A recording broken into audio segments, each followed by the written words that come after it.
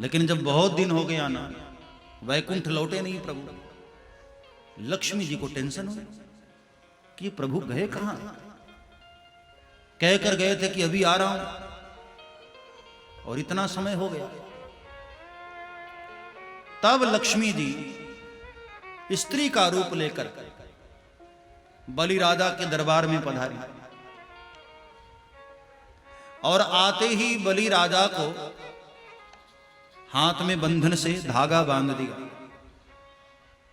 बलि राजा ने कहा कि यदि तुमने मेरे कलाई में धागा बांधा है ना, तो आज से तुम मेरी बहन हो गई। अब बोलो बहना, मैं तुम्हें क्या दूं? क्योंकि भाई बहन को कुछ देता है ना, बताओ क्या दूं? तो लक्ष्मी जी ने कहा, भैया मैं जो मांगूंगी मुझे दोगे ना? तू जो मांग बहना, मेरी कोई बहन नहीं थी, पहली बार मेरी कलाई में किसी ने धागा बांधा है, राखी बांधी है, बोल क्या दूं? तो बहन ने कहा, वो जो द्वार पर वो जो तुम्हारा बामन खड़ा है ना, द्वारपाल, वही दे दो मुझे। बलि ने कहा, देवी अब अपने अपने असली रूप में प्रकट भी हो जाओ, तुम हो कौन? तब लक्ष्मी जी साक्षात प्रकट हुई और भगवान वामन अपने रूप में प्रकट हुए और लक्ष्मी जी भगवान का हाथ पकड़ी और वैकुंठ धाम को लेकर के गई। बोलिए वामन भगवान की। तो इस प्रकार बलि राजा पर कृपा किया और अलग अलग मनमंत्रों में भगवान के अलग अलग अवतारों की कथा सुनाते हुए अंत में सत्यव्रत नाम के राजा की कथा सुनाते हुए अष्टम स्कंद को विराम किया। नवें स्कंद में सूर्य और चंद्र वंश का वर्णन। सबसे पहले भगवान नारायण, नारायण के नाभि से कमल, कमल से ब्रह्मा जी, ब्रह्मा के पुत्र मरीचि, मरीचि के पुत्र कश्यप, कश्यप के पुत्र हुए सूर्य और सूर्य के पुत्र हुए वैवस्वत मनु और मनु महाराज के पुत्र हुए इक्ष्वाकु, इक्ष्वाकु महाराज के पुत्र हुए विकुक्षी और इन्हीं के वंश में आगे चल करके हरिश्चंद्र नाम के राजा, जिनका सत्य पूरी दुनिया को पता था। हरिश्चंद्र से रोहित, रोहित से हरित, हरित से चंप, चंप के सुदेव, सुदेव के वृक, वृक से बरुक, बरुक से बाहुक, बाहुक के सगर और सगर महाराज के बाद फिर अंशुमान, असमंजस, दिलीप, भगीरथ इत्यादि सभी राजाओं का वर्णन करते हुए अंत में अज नाम के राजा हुए और अज के बाद दशरथ महाराज गद्दी पर आए और दशरथ जी के यहां ही भगवान राम के रूप में आए। बोलिए रामचंद्र भगवान की। कृष्ण जन्म से पहले राम जन्म हुआ है भागवत में, पर राम जन्म की कथा हम राम कथा में सुनाएंगे। अभी तो केवल जल्दी से राम जी आ गए, फोकस हमारा कृष्ण जन्म पर है। तो राम जी की लीलाओं का वर्णन करते हुए राम जी के बाद कुश गद्दी पर बैठे थे, रघुवंश के राजा हुए और कुश का भी वंश आगे चला, बहुत लंबा शासन चला रघुवंश का और अंत में सुमित नाम के राजा के साथ ये वंश पूरा हो गया था। तो ये तो हुई सूर्यवंश की बात।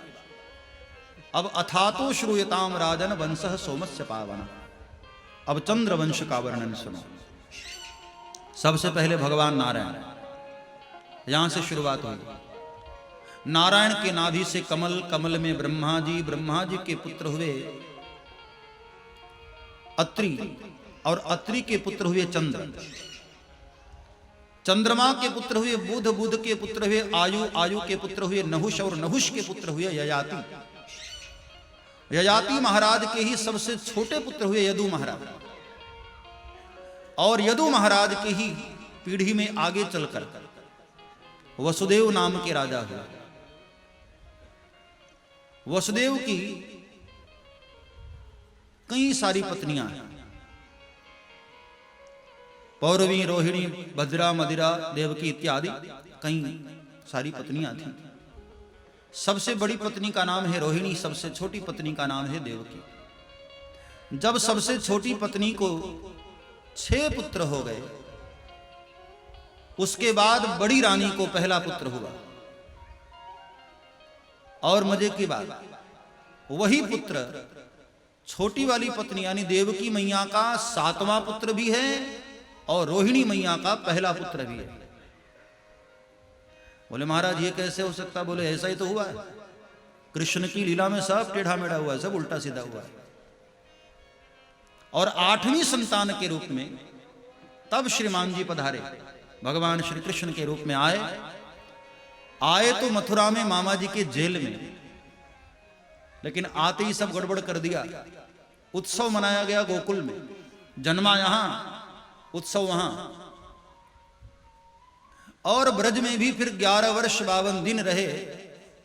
एक दिन ब्रज भी छोड़ दिया, चले आए फिर से मथुरा। मथुरा में भी 14 वर्ष रहे, कंस इत्यादि का नाश किया, दुष्टों का नाश किया। लेकिन एक दिन मथुरा से भी भाग लिए, फिर आए द्वारिकापुरी। द्वारिकापुरी में जरा ज्यादा मन लग गया, 100 साल रहे। लेकिन फिर एक दिन द्वारिकापुरी को भी छोड़कर अपने धाम वापस चले गए। इस प्रकार कन्हैया पूरी जिंदगी यहां से वहां भागता रहा। 9वां स्कंद पूरा होता है, अब 10वां स्कंद। राजा परीक्षित ने कहा महाराज इतने से मन नहीं भरा, थोड़ी विस्तार से कथा सुनाओ ना। जिनकी कृपा से हमारे बाबाओं ने, पांडवों ने इतना बड़ा महाभारत युद्ध जीता, उनकी कथा इतनी संक्षेप में नहीं महाराज, अभी दिल भरा नहीं। बोले ये तो तुम्हारे बाबाओं की तुम बात बता रहे हो, तुम्हारा भी कोई उनके साथ कनेक्शन है क्या? राजा परीक्षित ने कहा महाराज मेरा हर तरफ से उनके साथ कनेक्शन है। आज यदि ये परीक्षित आपके सामने बैठा है ना महाराज, तो उन्हीं गोविंद की कृपा से, वो न होते तो आज परीक्षित भी न होता। द्रौण्यष्ट विप्लुष्टमिदं मदंगम संतानबीजं कुरु पांडवानां जुगोपकुक्षिं गतवात चक्रो मातुश्शमेयः शरणं गताया मातुश्शमेयं शरणं गताया। जब अश्वत्थामा को पता चला कि पांडवों का वंश बढ़ाने वाला एक बीज बचा है, तो पता है महाराज मेरी मां के गर्भ के ऊपर मुझे मारने के लिए अश्वत्थामा ने ब्रह्मास्त्र छोड़ दिया। लेकिन तब वही गोविंद मेरी मां के गर्भ में प्रवेश किए और चक्र की तरह मेरी चारों ओर से सुरक्षा कवच बनकर खड़े हो गए। अश्वत्थामा के ब्रह्मास्त्र से मुझे बचा लिया, वरना तो गर्भ में ही महाराज मेरी मृत्यु हो जाती। ऐसे मेरे जो प्राण वल्लभ हैं, मेरे प्राण प्रीतम हैं, उनकी कथा संक्षेप में कैसे सुनूं महाराज? थोड़ा विस्तार से आप वर्णन करें।